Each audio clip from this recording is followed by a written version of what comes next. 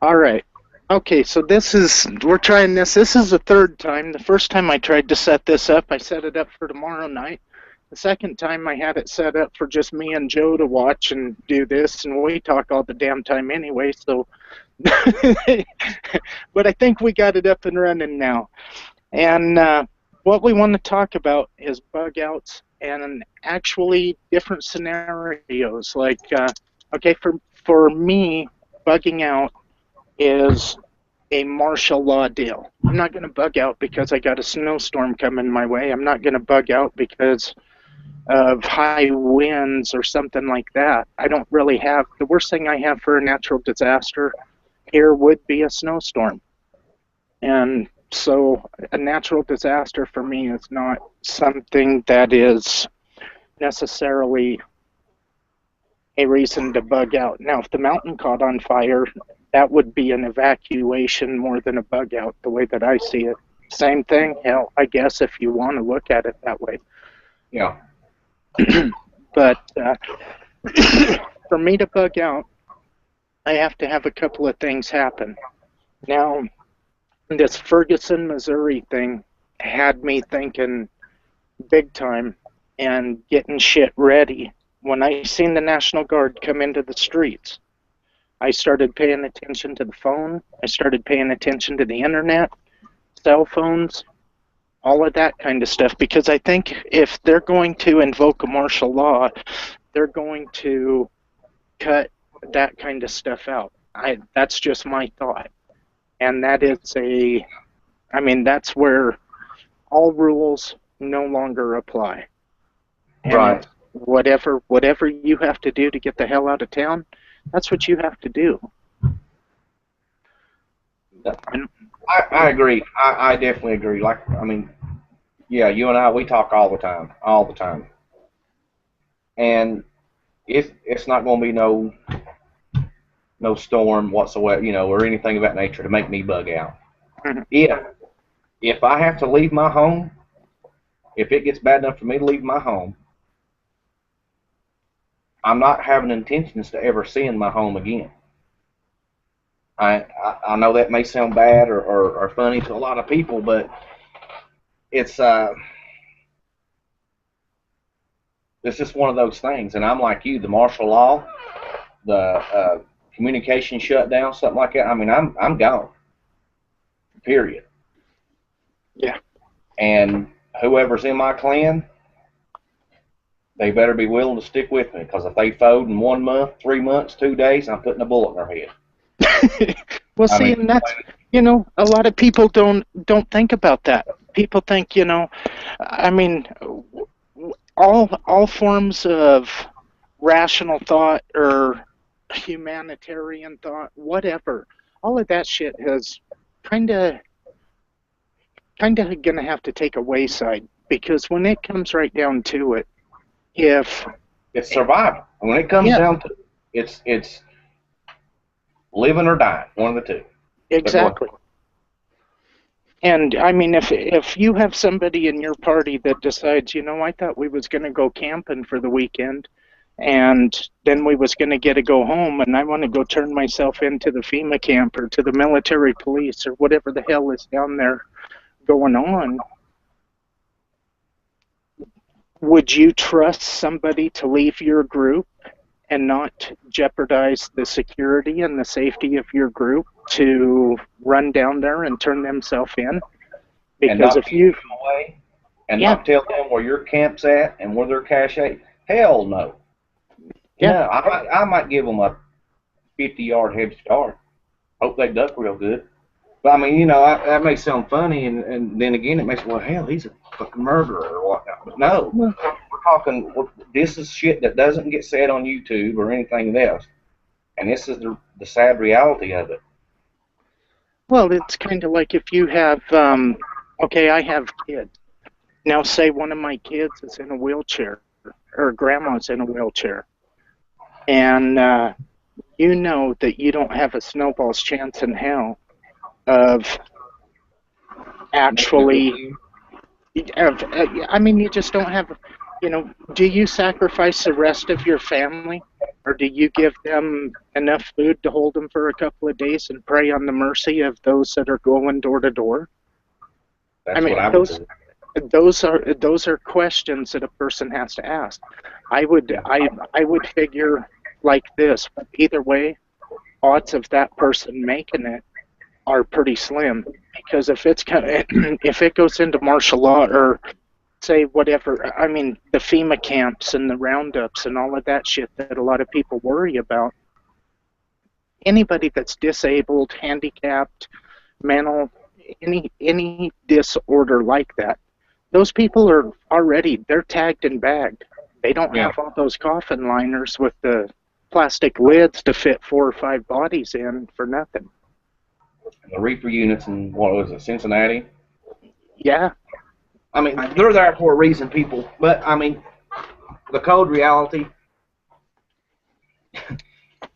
if you're not able to pack up and roll when we do, a couple bottles of water and a few MREs or something, kiss you on the cheek and roll out. I mean, I know that's cruel, but I'm sorry. I'm seriously sorry. I'll carry your picture around with me or whatever. But Well, you know, and that's, you know, that's just it. And then I think about, okay, I watch all these videos on bug out bags and things like that, and I've done videos on bug out bags and stuff. And the last bug out bag video I did was an empty backpack, and the only person that can decide what goes in it is a person that's loading it up and carrying it. right now, And as for me, go ahead though. But, well, I was just going to say, there are some basic guidelines that I would follow. I would follow a cutting tool. I would follow the water container, cooking container, and I've definitely got to have at least 40 knives with me and my axe. as for me, I mean, in my bug out shit, there's going to be more tools than anything. Mm-hmm. Simply because, like you and I've talked about,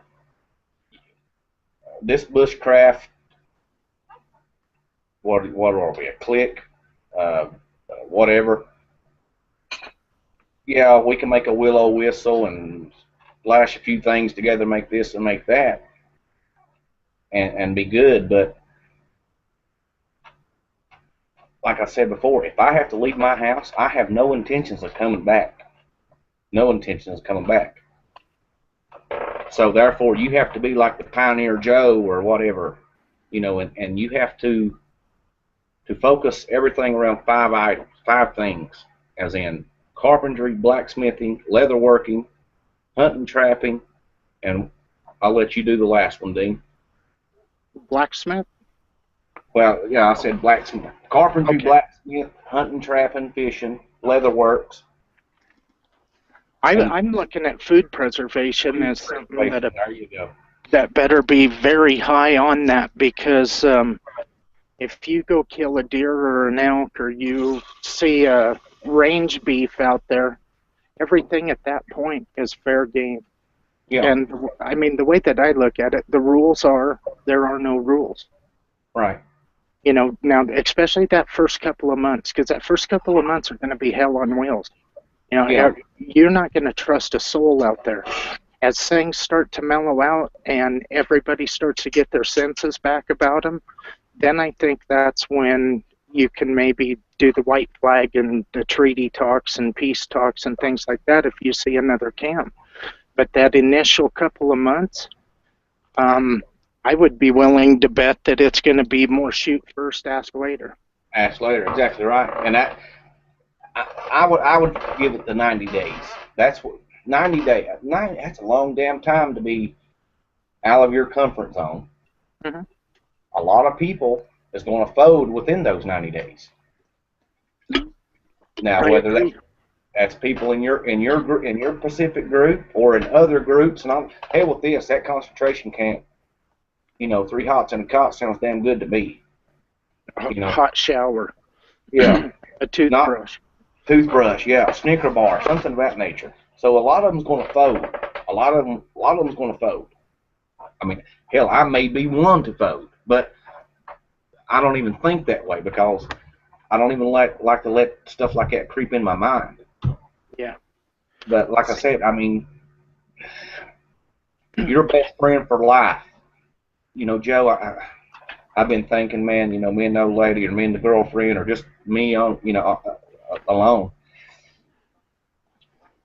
Wanna wake up in the morning and we'll be gone when you wake up in the morning. No, I'm gonna pull out my 45 or whatever and blow your brains out right there because I'm not going to sacrifice my life and my wife's life because you want to candy ass out and fold to get those 3 hots and cots.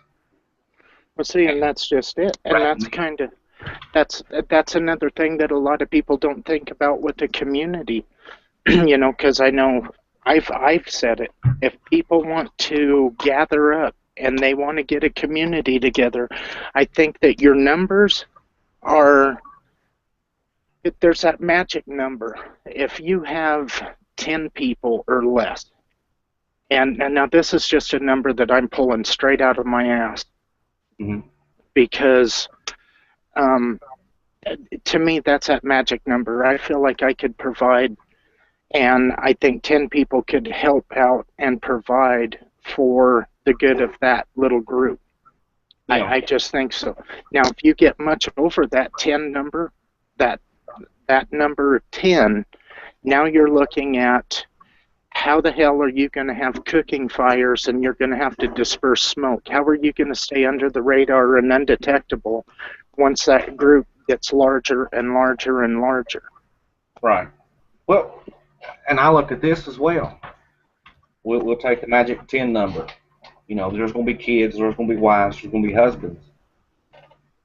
You get the bad guy out there, you know, who's ST ruggling for food, starving to death. This community is thriving pretty good. He comes in there and snatches up a kid and sticks a gun in his head. Give me some food or this kid's going to die. How many in that group is going to let little Johnny die? Or how many is going to give them that food and say, get the hell out of here? Everybody better be damn good with a gun, and that son of a bitch, I mean, if the kid hits the ground with that bastard, well, he's dying on his way to the dirt. Right. Because I think once you cave once, then you've put yourself with a target on your forehead. Exactly. What does a dog, a stray dog, do? It goes from home to home until it finds one person that'll feed it one time, and what does it do? You'll never get rid of it. Exactly. You'll never get rid of it if you feed it one time. That's the same way with them bad guys if you're in the community or even in a bug out scenario. I mean, like the solos. I'm up in my camp and here comes Joe Schmo. Hey, you spare some grub? But no, get out of here. You got 3 seconds to go out and 2 of them's already gone. Because if I feed you once, you're going to tag, you're going to be trailing me, you're going to do all this other shit. It's survival of the fittest. Pure and simple. I mean, you have to be a pure, cold-hearted bastard. You got to be pretty much like a drug dealer. And what is a drug dealer? He's cold-hearted. Well, you know, and I know it sounds cold-hearted, but I mean, I've never heard people. I mean, I listen to a lot of videos. I listen to a lot of people talk, and I think we all want to have that hope that there's going to be some chance of humanity running around. But the sad reality is, look at back east. What was it, a year ago or so, when the food stamp cards freaked out and people were lining up with grocery cards, and some of them were just walking out of the store with them, and that was just a glitch in the system. Now think about shit is gone downhill and everything is out the window. I mean, last night you asked me a question if I would stop at a store for that last minute item that I've been. Hell no. No way. If I am on the road and I'm moving, whatever I have with me, well, it was my own dumbass fault for not having everything that I should have had to go. Because I'm not going to risk. I figured the longer that if I stop someplace, that's giving somebody ahead of me or somebody coming up behind me that planned on robbing this store or whatever. That, I mean, it took my survivability down. Right. But now, how many people do you think that's out there that's going to bug out is going to make that last minute stop? I mean, you know, and my mindset's just like you. If I gotta have all my shit already ready to go. I mean, it's like, well, the military gives you 2 hours to be standing on the front line. You know, when it's time to roll out, they give you a 2 hour. So therefore, your bag's always got to be packed. Same here. Same in this situation. I mean, you know, if I feel it's bad enough to roll out, as long as it takes me is to go in my room, get my bag, start in the blazer, and go. Or if the roads is jammed or whatever, I'm putting the shit on my horses and rolling out. Plain and simple. Now, well, shit. I mean, as far as that goes, everything is fair game. I mean, I have absolutely no problem if I know there's a pasture full of horses up here and I can grab 2 of those horses, throw my kids on them, and my kids have something to ride. You don't. I mean, I hate to. And this is how come. This is where so many times I've got myself into a wreck with other people by saying you're going to have to know your dark side, and you're going to have to be in touch with that, because your dark side is what more than likely is going to keep you alive, keep you going. And I mean, if I'm walking and I see a pasture full of horses and I know how to make a war bridle or something that I can control that horse's head and I can jump on, because I can ride bareback. It isn't, right. You know, it's not something like that. But if I can move out a hell of a lot faster, I can't be looking at things of, well, that's not mine. Right. And and that's how come I wanted to put at the very front of this, my idea of a bug out is there is no, it's beyond the point of no return. Right. And I mean, that's just the way that I think that almost has to be for that first, at least that first 90 days. Yeah. And, you know, and then I mean, I can always come back and try to make amends to somebody that possibly I done wrong to. I mean, if this guy, say there's a guy over here that has a pasture and he's got 30 or 40 head of horses in it, and I steal 5 horses. Now, at the end of all of this shit, I come back, or once everything blows over or whatever, because, I mean, I don't know that it's feasible to think that, you know, it's going to be a case of where we can stay up there for the rest of our lives. Our kids are going to stay up the rest of their lives, all of that. I think there's going to be a point where it's whatever course is going to be ran, and people are going to want to go back to communities and try to rebuild. There's going to be that rebuilding phase somewhere down the road, be it 2 years, 5 years, 10 years, whatever. But now I run into this guy's, his son or something like that, and I tell him, hey, look, here's your horses back. And he goes, you mean I had 30 horses, they shot 25 of them, and I'm getting 5 of them back? I can always go with that, where I try to make amends with it. Yeah. And but that initial get the fuck out of Dodge, that's exactly what it is. It's get the fuck out of Dodge, and whatever's in my way from stopping my family from getting out safely, I'm sorry. I'm sorry. You know? That's it. Shouldn't have been there. Wrong place, wrong time is the way I see it. Yeah. And I'm like you. I mean, you know, that 90-day phase, and hell, it could be 6 months for all we know, but there's going to be a breaking point for the soft of heart. You know, hell, I'm out of here. I'm going back to camp. I'm going to turn myself in, yada yada. I'm tired of waking up with bugs crawling all over me or whatever. Oh, well, you just signed your own death warrant, because if you don't kill me, I'm definitely killing you, or my wife is, you know, whatever. And You have to be that way, people. Seriously, you have to be that way. If you, I'm not going to kill him. Well, good luck. I mean, get overtaken or whatever. And that's another thing that we talked about was defensive positions. Statistically, defensive, and you can look it up, every defensive position always gets overtaken. The attacking force usually wins. Normandy, bloodiest day that we've ever had. Germans had the hills, and they just... Anyway, go ahead, Dean. I don't want to... No, go for it. I'm running through the comments quick and trying to answer comments. Let's go like this. Bad Brain, he says, my plan is not to bug out. I got people coming here to hold this mother down. I'm in a very backwoodsy area, but when it's time to go, shit will have to be bad. And, that's one thing, guys. You guys that are watching, this is just different scenarios of things that nobody else will talk about.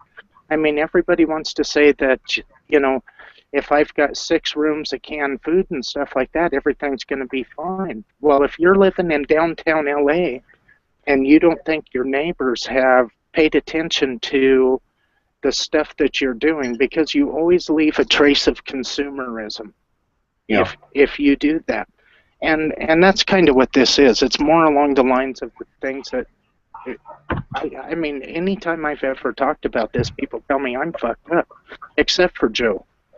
And so that's kind of why we're doing these, is something to at least give shed light on it. I mean, if you're one of those people who, you just ain't going to do that. You're not going to go over to your next door neighbor's house and take their food. You just ain't going to. You're full of shit. You let your stomach talk to your backbone for about a week. You'll be surprised what you'll do. And if you're anything like me, and you can lie and say you don't do it if you want to, something as simple as cigarettes. When I don't have the money to buy cigarettes, or when my wife don't have the money to buy cigarettes, you don't think the thought runs to my head to go rob a bank or go rob a store just to get my cigarettes? And that simple as cigarettes. Mm-hmm. All right, now you take the stress factor of bugging out, leaving your home. You ain't got no food to eat. What the hell do you think's going to go through your mind? You would do anything to get that Snicker bar or that collard green or whatever. I mean, am I lying, Dean? No. I mean, well, look at how many people... I mean, I don't know what the crime statistics are on this, but how many people rob a bank more out of desperation? Not to see if they can get away with it, not of something else. 9 out of 10 times it's because they've hit that financial roadblock of where they feel they have nothing left to do. Right. And I mean, it's just a sad thing. And, it's not something that neither one of us are condoning run out and, take on a life of crime or no bullshit like that, because that's not what it's about. It's just things that I know I've seen people say they'll have a couple cases of whiskey or something like that as part of their preps.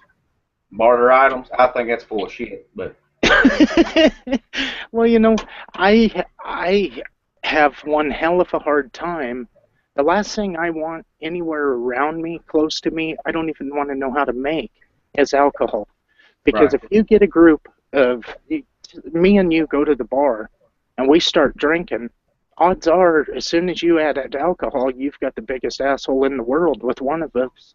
I know that'll be me, because I cannot drink worth the fuck. Barter items? I mean, I got this champagne or this liquor or whatever to trade with you. Spend that money on ammunition. Spend that money on freeze-dried food or something of that nature. I mean, because there's going to be some low lifes out there, or people who you think's going to be low, that you think's low life, but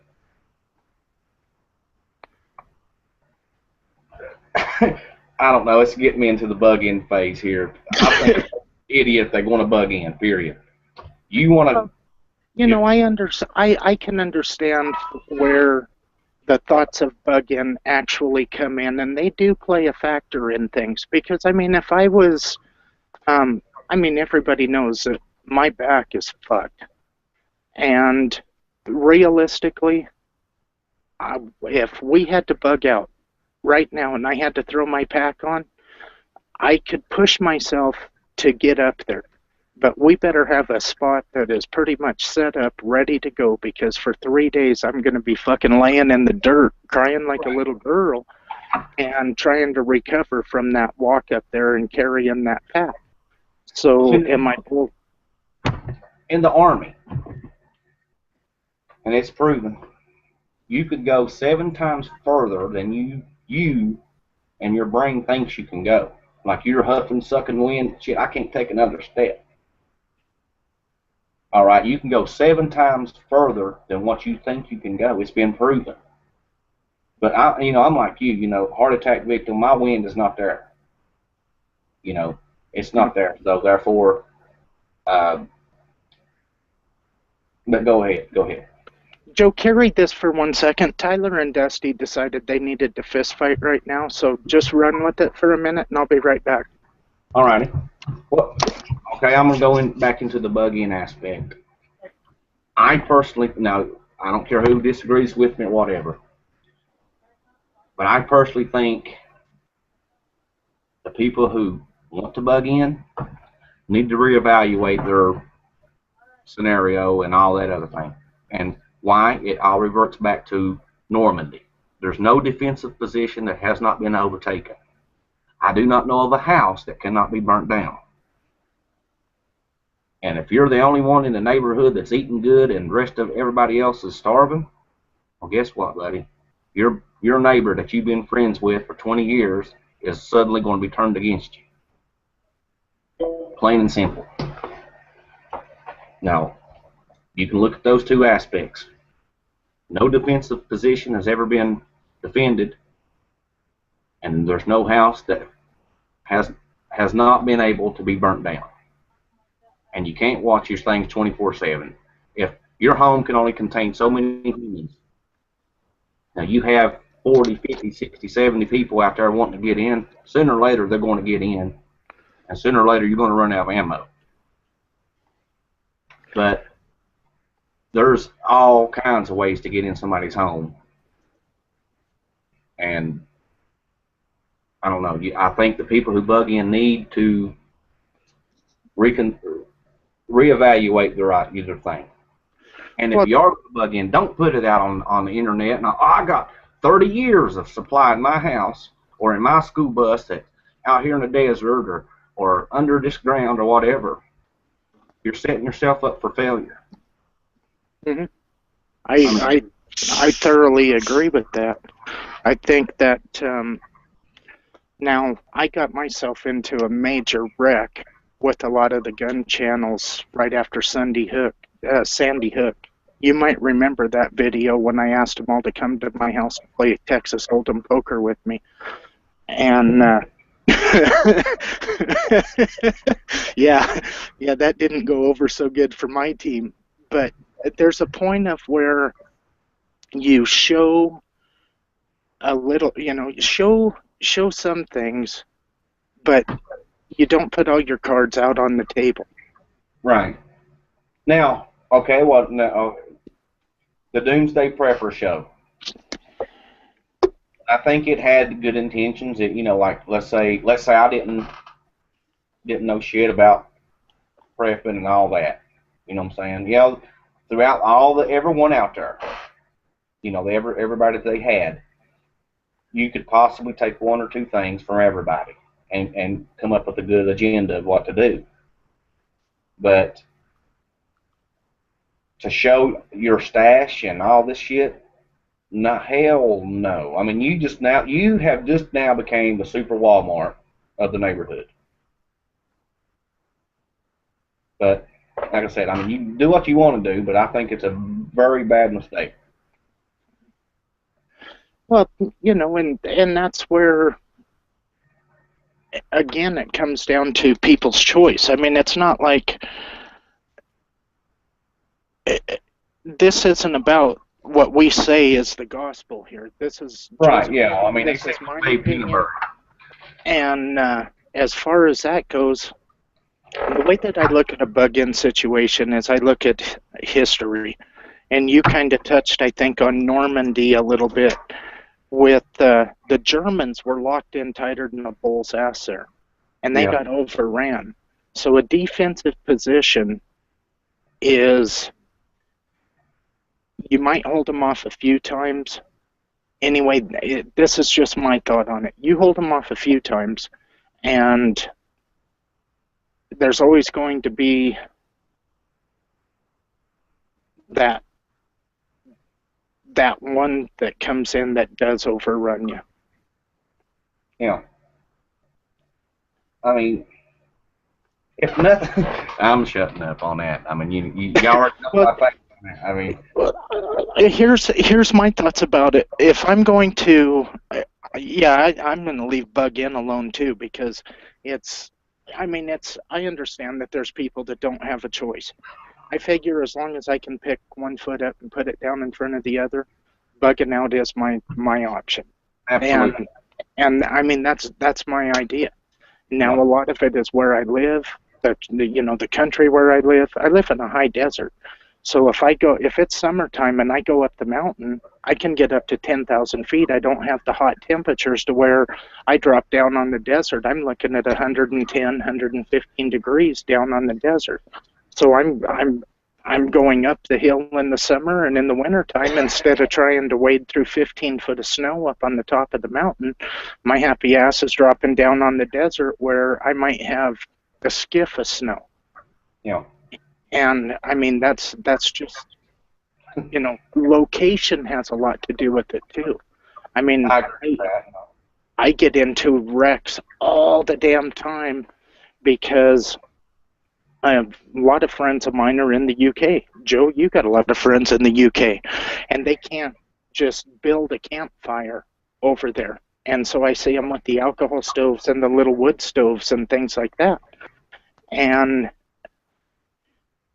it's like, why do you need that? And then it has to come back to me that not everybody can go out in their front yard and build a bonfire with the flames 3 feet over their head and jump around it and all of that kind of stuff. So location does play into it. Now, if I was in a city, I am not exactly sure what the hell my plan would be, in all honesty. I can see where I would definitely want to get the hell out of the city. Would I want to wait for a day or two and try to slide under the radar? Would I want to be in that initial first wave where it might be blood, brains, and balls just trying to get out of there? So, it's just one of those cases of, and that's how come we said at the very beginning, our ideas are just the way that we think. We're both in rural areas. Okay, we live in small towns. I mean, Joe's backyard basically opens up to wide open country. I jump over 2 fences here, and I'm in wide open country.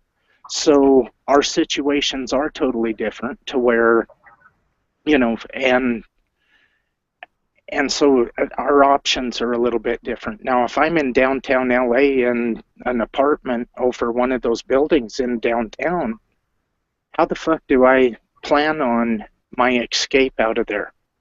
Do I want to drop down into the sewers? I don't think so, because I've found out that there are some people that live underground there that a person might not want to run into in the process of trying to get the hell out of Dodge. Yeah. Do I want to go down the city streets where I'm dealing with gangs, where I'm dealing with, how many people live in LA? 6 million? So I've got me, my family, which is 5 people. I've got 5 people against what? You do the math on that one. I was going to say, I would not want to be. I personally, I wouldn't want to live in a city, in a metropolis or whatever the hell you want to call it. Just wouldn't want to do it. And I'm like you. Would you balls to the wall and go out as soon as it happened, or wait a day or so and then roll out and then if you did wait a day or so, I mean, you're going to have car wreck on top of car wreck on top of car wreck. What thugs have already set up and pretty much looting the town and or whatever. I mean, it's, if you can get out now, get out. That's the advice I can tell you. Well, You can get out right now. I'd rather get out 5 minutes early than 5 minutes too late. But see, if you take that 6 million, and a good friend of mine, Jimmy Rant's done a video on, and he kind of was talking about, what is it, 300 million people and 30 million deer. Well, the first thing that I do in a situation like that is I do a process of elimination. I'm going to say that 1/3 of those people are going to be in cities. 1/3 of those people are going to be in the small towns, rural areas. And then I'm, okay, now, or how would that work out? Anyhow, you're going to have 1/3 that plans on doing a bug out. Now break that 1/3 down. Now you've got, what, 100 million people. Out of that 100 million people, you're going to have people that decide about 5-10 miles into it, maybe this shit isn't going to work. Let's go back home and hope that, we didn't say anything bad enough to have us on that radar to have them come to the house. So if you have part of those people off the top turn around, and then you have, I mean, you can break it down to where it works into your favor, or else you can try to, I don't know, I try to look at the numbers realistically, and the sad thing... We broke it down last night. I mean, and shit, I can't remember how we done it, but now, I mean, go ahead. I don't mean to cut you off. Well, no, I can't remember exactly how we did it, but we ended up with about 33 1/3 million people. Yeah. And, you're going to have accidents along the way. I mean, if you take 10 people in a room and you put them in the exact same situation, they go out for an overnight camping trip, get turned around, get lost. You're going to have a certain percentage that either luck or just their will to live made them go through it. Yeah. Okay, and then you're going to have the rest of them that for whatever reason, they sat down at the base of a tree, gave up, and died. Well, now, though the name that we shall not speak of, and they proved it. And I don't care. Dave Canterbury in the Pathfinder School, they had that sand network or whatever. You pay him a couple $100, you come out, a whole group of them, just 10 of them, 5 of them, 6 of them, whatever, spending the weekend. They had a paramedic there who was dressed in the regular clothes. How many people voted and how many people stayed? Over half of them rode out, and one of them rode out and took some food with them. Mm-hmm. I mean, same scenario. I mean, just to give you a little bit of a picture of what Dean's trying to talk about. I mean, the 10 people, just for luck, make it through, the will to live. Fuck this. This is too. I'm out of here. I'm too cold. I'm too wet. But then you got the vegetarians who don't eat meat, who plan to bug out. What the hell are you going to eat in the wintertime? You know what I'm saying? Yeah. And here's another thing that a lot of people don't think of is mushrooms.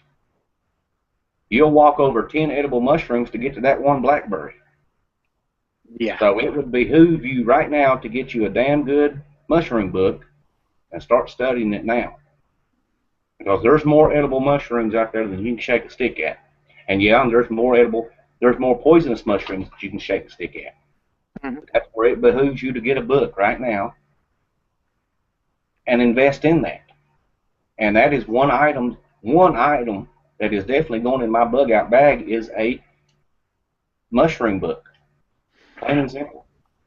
Well, But I would yeah. rather have it with me and run across this mushroom and know without an 80–90% chance that I can eat that, or sit there and, damn, can I eat that? I can eat that, right? I can eat that Canadine. Well, that mushroom, the thing about mushrooms are a tricky subject because you get Yeah. one chance with the mushroom. With one, You eat it and you live, or you eat it and at the best you live and you're blind. So, that, like you the know, morel, but I, like the simple morel. We know them. I call them a dryland fish. You know, mhm. you get the morel, and then you got the look-alike, and you get the look-alike, and it gives you the diarrhea and the cramps, and then you just want to die. But that's what I'm saying. Study them things right now. Yeah. Which goes back into the 5 basic subjects that I think everybody should dive into, and that's the mushroom would be in food preservation, and the leather works and all that. All right, I kill my deer, elk, buffalo, turkey, rabbit. All right, you want to eat the food, eat the meat, but you got your bones to work with. You got the leathers, the hide to make the leather, to make your clothes, to make your covers, to make your teepee or lean-to or whatever shelter you think you're going to make. And that's where the carpentry comes into play. It just bases around those 5. In my head, those 5 things is what bug outers, bushcrafters actually need to really focus on. Well, how many people in a bug out bag situation? Okay, for me, I'm really big on caches. I mean, I've talked about caches a lot. I want to have them PVC cache tubes, and I don't really care so much about axe handles and shit like that. But if I can take a 12-inch piece of PVC pipe and cut that bad boy at 18 inches, and I make leather cases for all my axe heads, and I put those axe heads in a vacuum pack bag, like a food saver bag, and I rub that head down good with axle grease. That way no moisture can make that thing rust. And I go out there and I cache those with the pack that I carry to bug out with. I have an axe on the side of it. I can carve axe handles or make an axe handle. Yeah, it might not be from the store and it might not be perfect, but how many people can look at a piece of wood and think about, I might need to do this. And we've become so consumerized that if we need something, we don't think about what can I use. Could I make this? I'm just as guilty of that as everybody, because it's run to the store for a matter of convenience. Convenience. I mean, face it, whether you want to or not, you're going to in this video. We're going to be taken back to the 1800s. Pretty much. What did the people in the 1800s have to have? Tools. How did they make exactly tools? And you cache those bastards right now. You know why people don't like to cache, and this is why the people who like to bug in and because they're afraid they're going to lose their stuff. I'll go out here and cache my stuff. I'm afraid that Dean might come and find it. That's why they bug in. That's why they put all their eggs in one basket. You cache those bitches. You don't get no GPS. You lock it in your vault up here. Don't even tell your wife. Don't tell nobody. And you go to that cache at every angle and that you can possibly come in at that cache at every season. Well, see, and that's all part of learning your area and where you plan on bugging out too. Because for me, I mean, I know so many people that they'll go pick a bug out spot in the heat of the summer when the weather's nice, no rain or nothing like that. You need to go into that thing when there's a foot of snow in the ground, and you need to see what animals are around there. Because, I mean, out here we can have a foot of snow on the ground from yesterday up until next June. I mean, we could have a foot on the snow. In fact, in June, if I was to build a cabin up on top of the mesa here, I would have probably 5-6 feet of snow on the ground in June. still. Well, I mean, I did a video of that this spring. But when you're caching, look at landmarks. Mm-hmm. I mean, a person has got to build a mental map in their head. And what you're doing is you're looking, okay, I've got these two squaw tits over here. I've got tall trees and this outcropping right there. Now, I don't want to go right up to that outcropping, but once I get lined up on those, okay, I come up to a pine tree that's bigger than anything else in the forest, and there's four little pine trees off to the right of it. And I can get right in the middle of those little pine trees, and I can dig through the pine needles and everything, and I can put my cache there. I mean, that's the way that the outlaws hid gold and money when they used to rob banks. It was off of landmarks. And, so many people, I know people that the GPS, anything technology to me is one of those things that's going to be left at the house, simply because if I turn that GPS off and it's bouncing at satellites, I'm not the only one that knows that that thing's bouncing off of satellites in my mind. I might be crazier than a shithouse rat on that one, but I think anytime you send that signal up, there's somebody sitting at a computer screen somewhere going, hey, wait a minute, we've got something out here in Colorado that's bouncing off of satellites. Right. You guys need to go to that sector and check that out. So I just opened the door for whatever. I mean, that's just like your smartphones, and this was proven.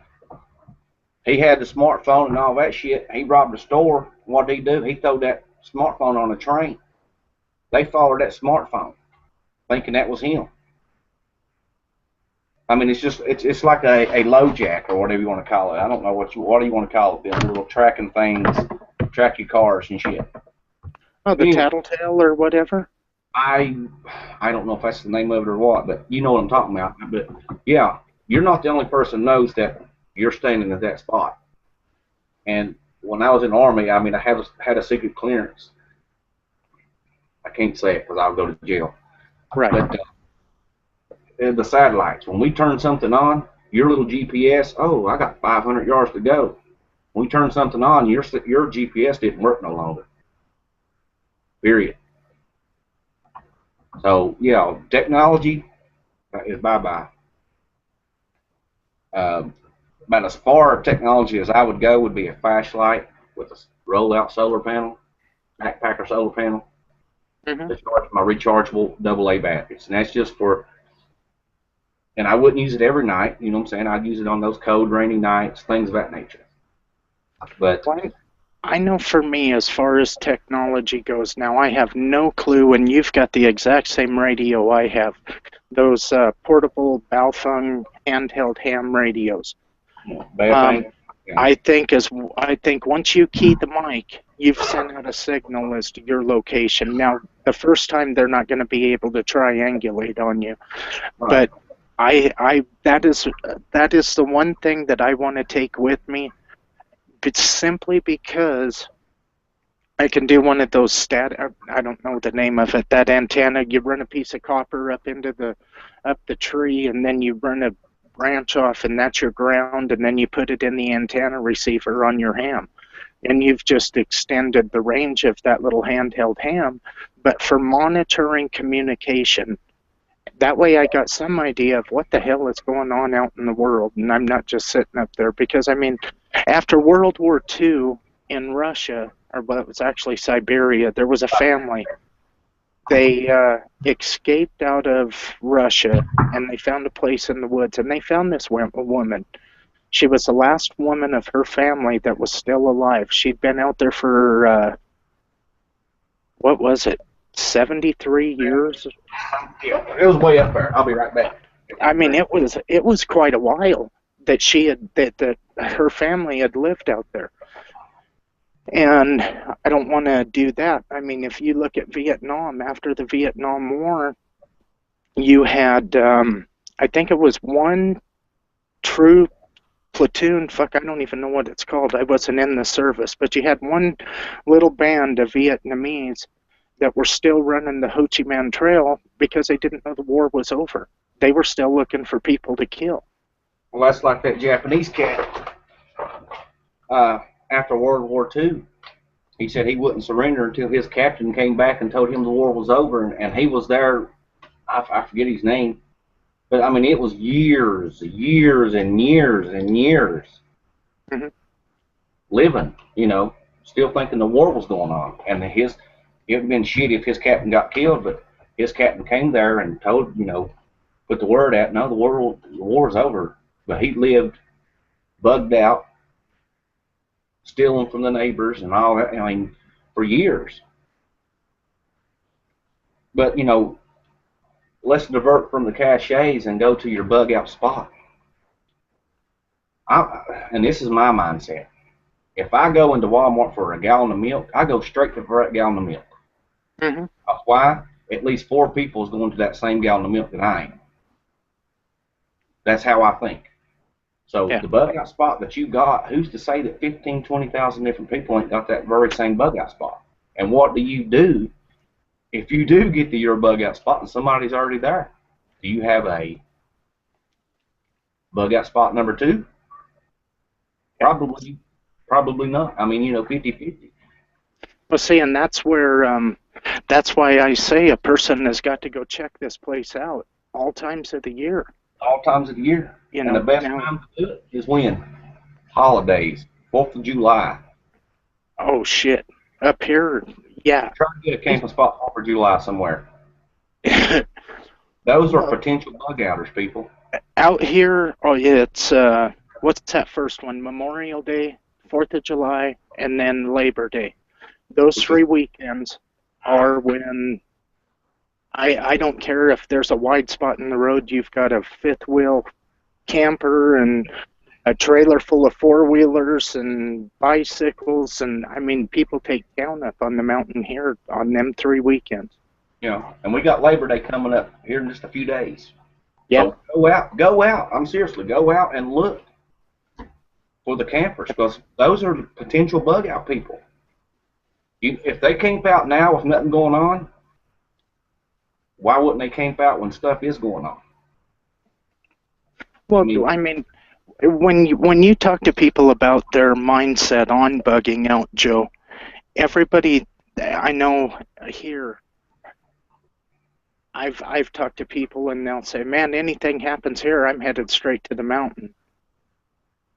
And, you know, I'll ask them where out, and I'll say, I'll go up by one of the lakes. Okay, now why would you go to one of the lakes? A source is, I would rather be where I'm going to have to haul water and all of that. I don't want to be sitting right on top of that. I want something that I can come in from hopefully above it. I can run my spotting scope, and I don't care if I've got to spend one day of looking at that area to see what kind of movement is going on before I drop down to go fishing. As you know what I mean? I mean, and that's just something that not.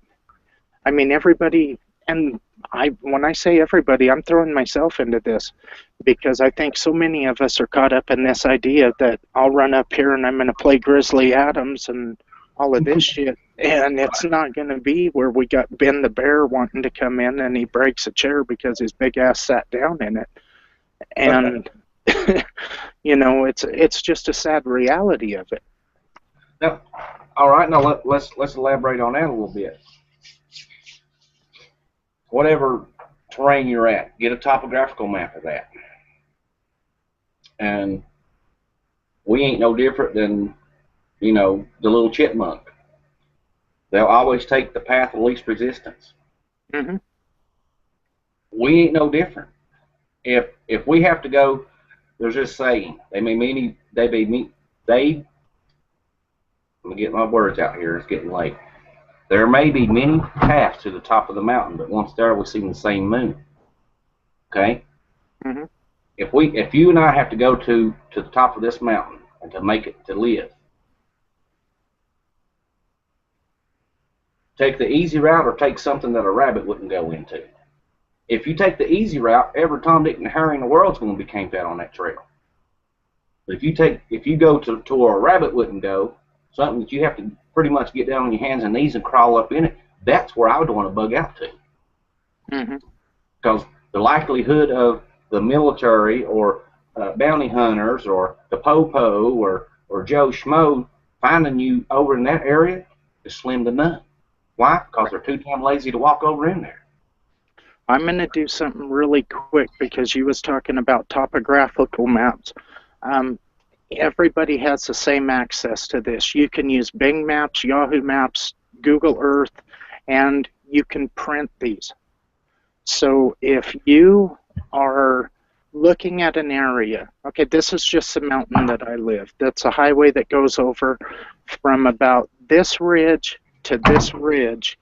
That is flat. Now there's 300 lakes up here, but once I look at this, okay, this is the top of a ridge. This is a little draw that runs down. That's a drainage. Your drainages are going to fork off like that. Okay, this is one hell of a pitch. I don't know what the drop or the rise is on that, but that's just the way it is. Now, if I wanted to try to break this down in this little area, I mean, I can zoom in as far as I want to, and I know these grayback rocks right here, but I could print this off, and then I could laminate this, and I've got a free map that costed me a little bit of ink and a piece of paper. So you guys, there are options for you instead of running out and spending a lot of money on something like, I mean, in my pickup, we carry a Colorado Atlas, and it's by county. And I don't know, the Randy McNally, I don't know if you guys are familiar with it. I think every state has one. Yeah. But it has every single county road, every logging road. It shows springs, it shows water, it shows streams, it shows everything. Yeah. Pick one of those things up. They're $10, $15, or just print out the maps that you want. Because I mean, it's, you know, go to the big trucker stops. I mean, get the, you know, the, and like I said, they show everything, low bridges, everything. I think they're about $40 there though, but I used to have a 4-wheel drive club, and shoot, I can't remember the site, and I don't want to go looking for it, but it was free topographical maps, and it was national forest, anywhere in your area, and it was a free topo map. I mean, like I said, you know, a little bit of ink goes a long way. Goes a long way. I agree. Hey guys, I think we're going to shut this one down. That one that I scheduled for tomorrow night, just ignore that.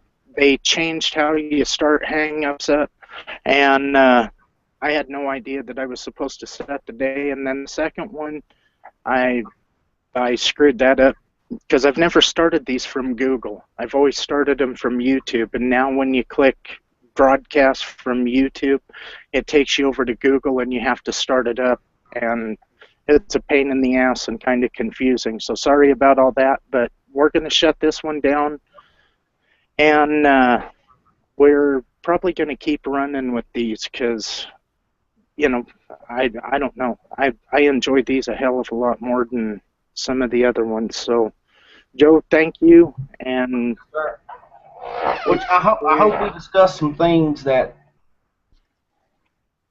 you didn't want to think about, or maybe you thought about but really didn't pay a lot of attention to. But take heed to what we said. I mean, like I said, it ain't gossip, you know, gospel, but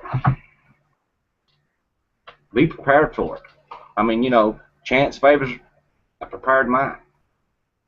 Exactly. All right, thanks, guys.